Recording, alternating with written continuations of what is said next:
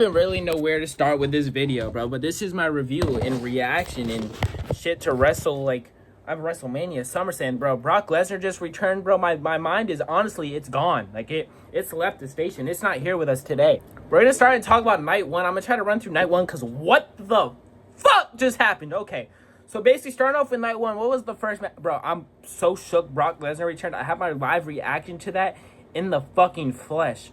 What the fuck was that? I'm about to post this shit on TikTok and go viral. But look, so let's get into it, bro. Starting with night one, it was a great show. I would honestly give the show out of a grading from out of 10. I would give it an bro. I can't even really think right now. Can we talk about the Brock Lesnar thing first and go back to night one? Because that's fresh on my mind.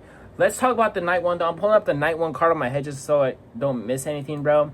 Bro, Brock Lesnar came back. What the fuck? I'll put a timestamp right around here where we talk about the Brock Lesnar return for all the people who want me to talk about that, which is, bro, I cannot believe Brock Lesnar honestly came back. That was fucking insane, bro. Hold up, let's pull up the match card because I should have did I was thinking about doing a review of night one already, but I just thought I would do it all at once. But look, let's pull up the WrestleMania. I said WrestleMania, wow, bro. That was crazy. It was a WrestleMania moment for real, even though it wasn't WrestleMania. All right, so starting off with the first match, bro, we had Roman Reigns, Jey Uso versus Bronson Reed, Braun Breaker, bro. Match was really good for a tag match. It started off as a tornado tag match, and I wish they would kind of went like full tornado tag, but they did have the moment where Jey Uso had the hot tag Roman. Roman came in and basically handled business. I like the intro with Bronson Reed. He had the shoes around his neck. They said the Shula follow. He's the treble thief. It was pretty funny. As far as this tag match goes, out of like a thumbs up or thumbs down, I'm gonna give it a thumbs up. It was a really good match. The hot tag to Roman, him taking the spear for Jey Uso was like a physical apology, I felt like, to Jey Uso. I know a lot of people say he doesn't apologize to Jey Uso. You never apologize to Jey Uso. I will say that was his apology, bro. Like, that was honestly, the way he took the spear, it looked like when he took the spear, it looked like Jey pulled him into the spear, but in a review, it didn't. Roman pushed him out. All right, but look, so listen, so we're back here. I'm sorry, I got a text. But listen, so basically Roman and Jey, when I was kind of expecting it, when they won, I knew for a fact, Sami Zayn, Seth Rollins was cashing in because there was no way they were going to lose and not have Seth Rollins to lean on fresh loss. That just didn't make sense. Now we have Charlotte Flair and Alexa Bliss for the Women's Tag Team Championship. This match was also really good, bro. They came out separate songs. Maybe now they'll have a theme song because they won, bro. There was a moment of despair where Alexa Bliss accidentally punched Charlotte Flair, and then later in the match, Alexa Bliss is about to beat up Roxanne Perez, and you see Charlotte Flair basically rise from the dead because she got hit with 15 moves at once, and she basically hits a big boot on Raquel Rodriguez, bro. And honestly, that was a good match. I'll give that a thumbs up to the story. It told of them hugging, finally being friends, not just partners, but getting the job done. It was honestly really good. I love the match. I thought it did its job. It was a really good match. As far as where the women's tag team division goes from here, hopefully they just build and keep building on something special because it was a really good division. So now it's a really good division, I guess you could say, with them being champions. Now they're actually building storylines. They actually had a promo before the match building up. This match was a really good match. Now for my first downer match of SummerSlam weekend, bro, is Sami Zayn versus Karrion Kross. I gotta be honest, it was a really lackluster finish. Basically the moral of the story is Scarlett was trying to keep giving Sami Zayn a bat or a metal baton or whatever it was. I can't really remember because I'm still thinking about the Brock shit off the top of my head. And he kept basically saying, no, I'm not going to do it. Then there was a point towards the end of the match where he was thinking yo, am I going to hit Karrion Kross with it? Am I going to hit Karrion Kross with it? And he just ended up not hitting Karrion Kross with it, if I'm being honest, which I wanted Karrion Kross to either win or Sami to win, by using heel tactics, not full on becoming heel, but just, doing something undermining to win. But unfortunately, that's honestly, it didn't happen, and Sami won clean and basically said it's done, the feud is done. Now, Karrion Kross's contract does expire in August, so I don't know if he's going to get re-signed by the WWE. If he does, I think he should go to somewhere like TNA. I think they would use him pretty well. As far as Sami Zayn, though, goes, I don't know. He's going to probably be thrown into the heavyweight title picture. It was honestly pretty, it was pretty cool. It was pretty solid.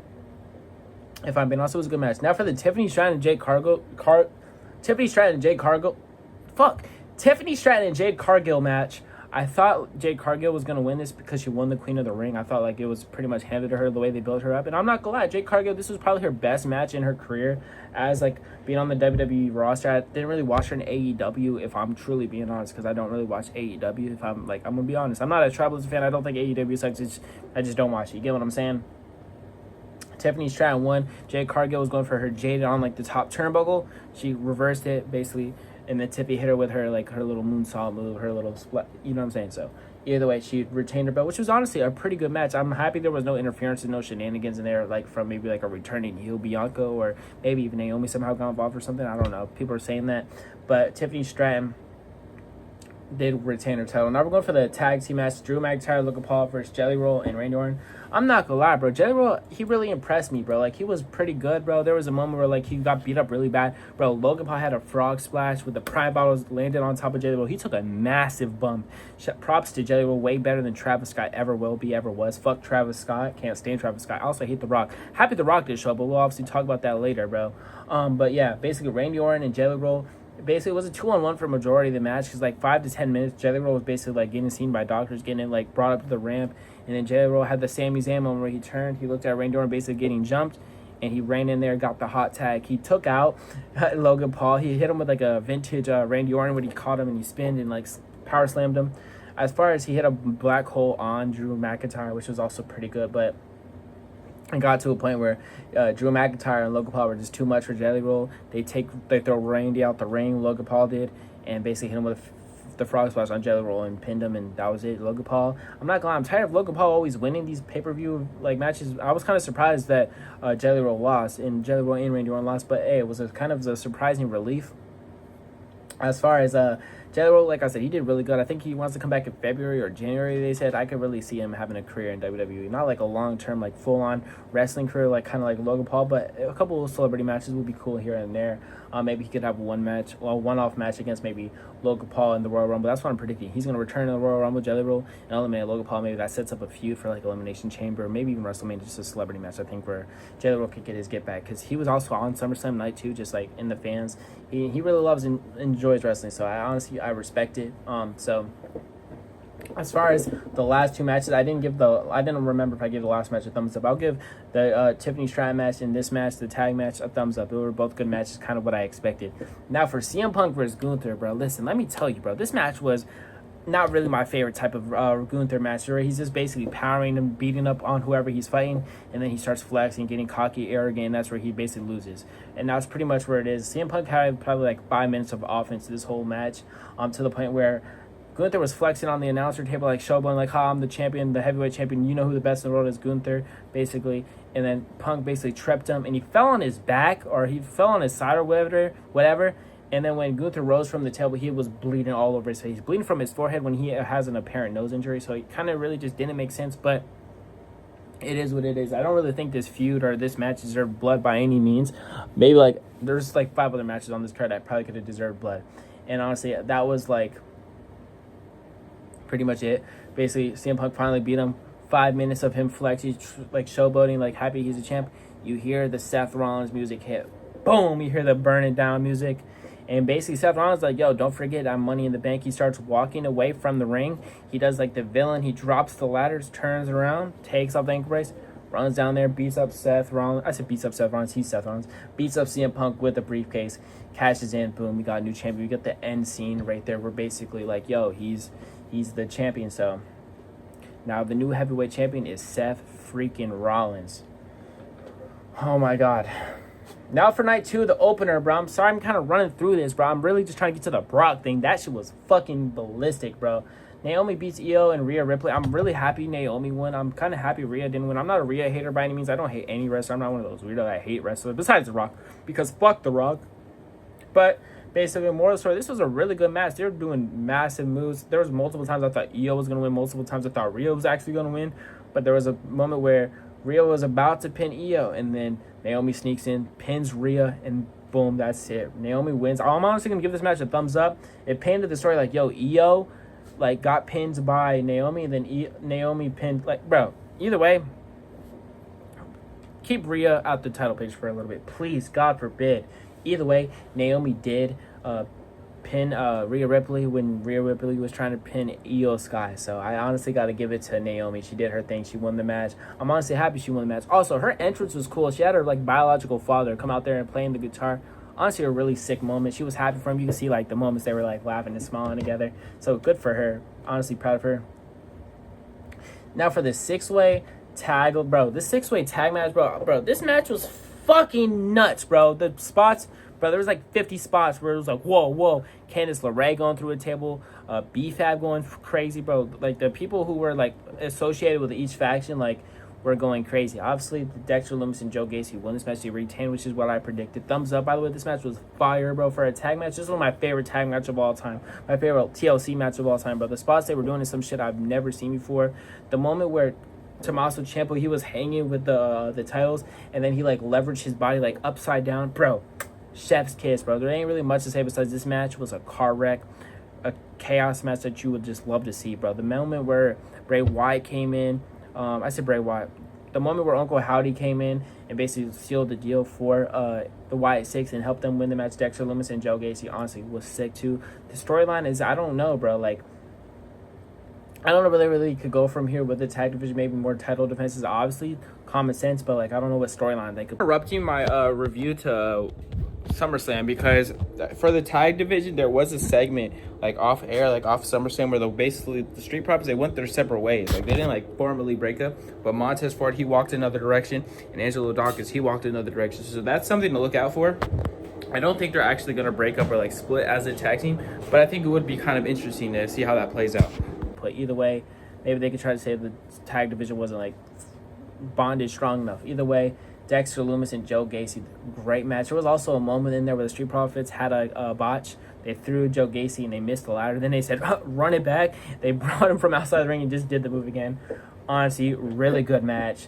Like I said, thumbs up, bro. This show was honestly good. Comparing it to WrestleMania, I think this show was better than. Next, we have the Women's Intercontinental Championship match between Becky Lynch and Lyra Valkyria. This match was just a battle, bro. They were giving each other both the work, back and forth.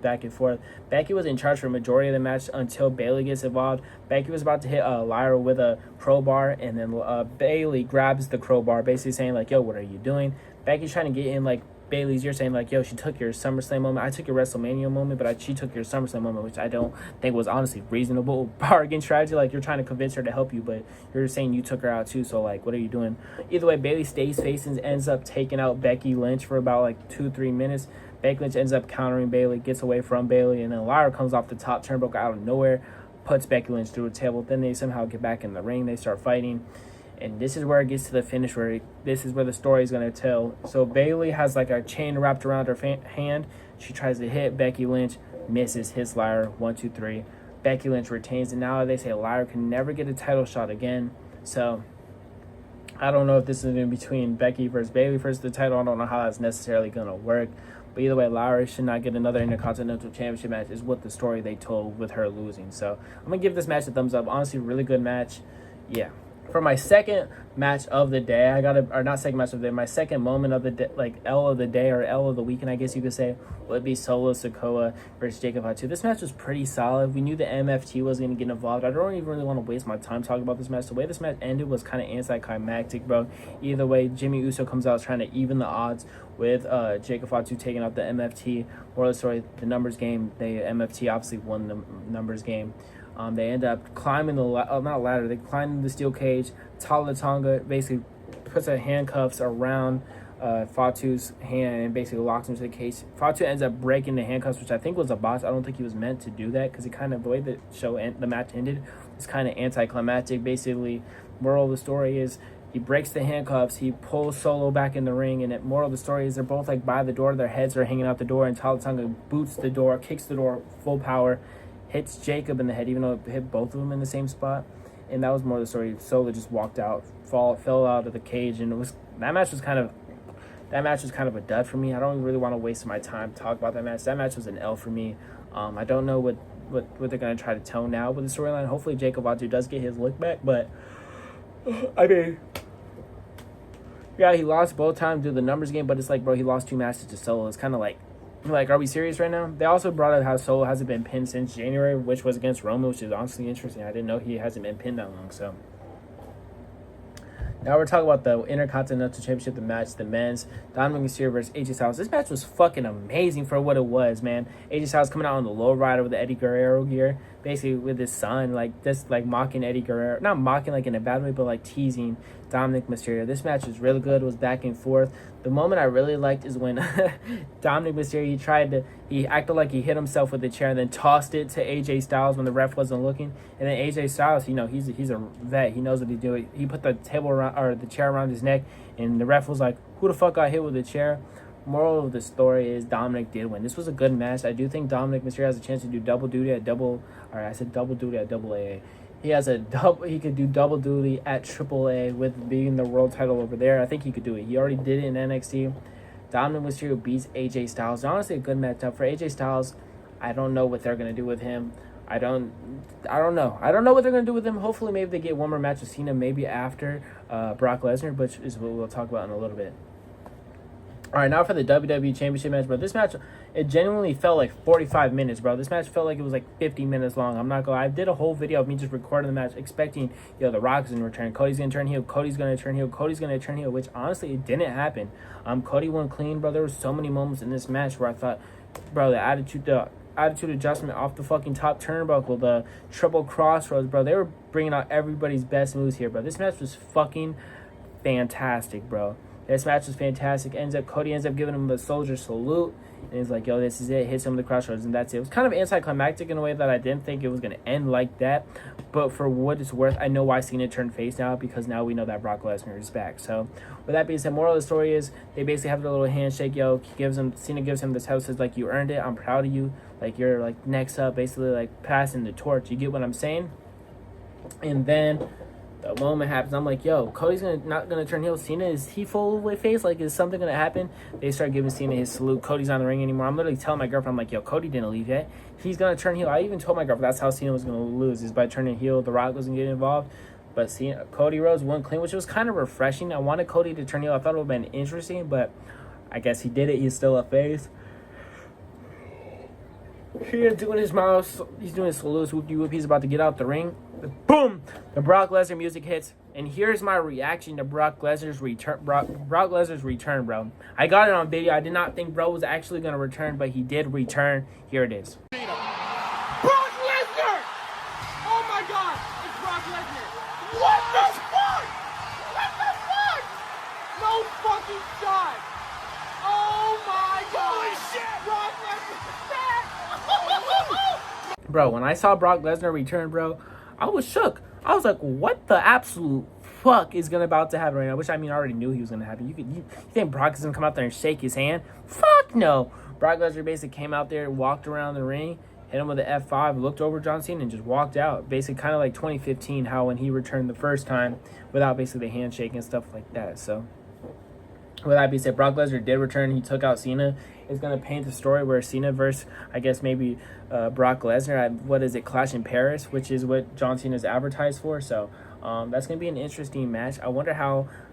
I kind of have a conspiracy theory. Maybe The Rock sent Brock Lesnar to, go finish Cena because, you failed. But I think The Rock is kind of out of WWE for now, which I hope. I truly hope. I don't think he deserves to be in the WWE picture for a very long time. The Rock needs to take a step back, bro. By the way, for the last two matches, the Dominic Mysterio one, I'll give this one a thumbs up. The Cody Rhodes match, I'll give this a thumbs up. It was a really good match. But the Brock Lesnar return, bro, that's fucking crazy. That was the least thing I was expecting. I always had a little faith maybe he might return versus Gunther. I even talked about it on my TikTok live, and Brock Lesnar returned, bro. Dude, that's fucking insane. SummerSlam was fucking fire, bro. As far as where they could go from here, bro, as for the champions, bro, I'll give y'all a little quick rundown of what I think could go out for the champions.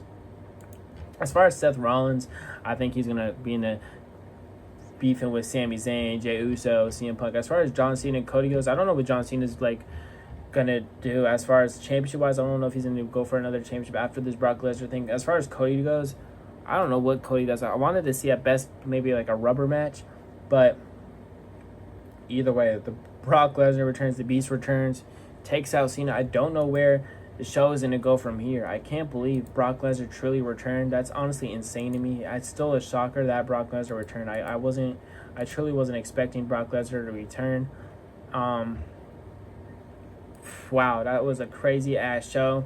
with that being said, that's pretty much gonna wrap up this reaction review, bro. The show was really good, bro. The only dud matches I would really say were the Solo Sikoa versus Fatu match, Sami Zayn versus Cross.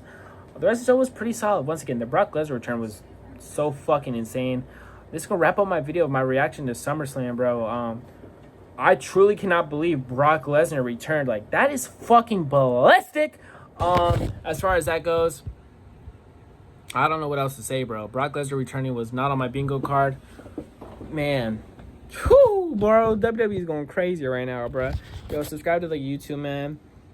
Like the video for more WWE content, bro. I might try to make more WWE videos. I'm not going to be full on WWE. I still like my college football and gaming videos and reaction videos, but that was fucking insane, bro.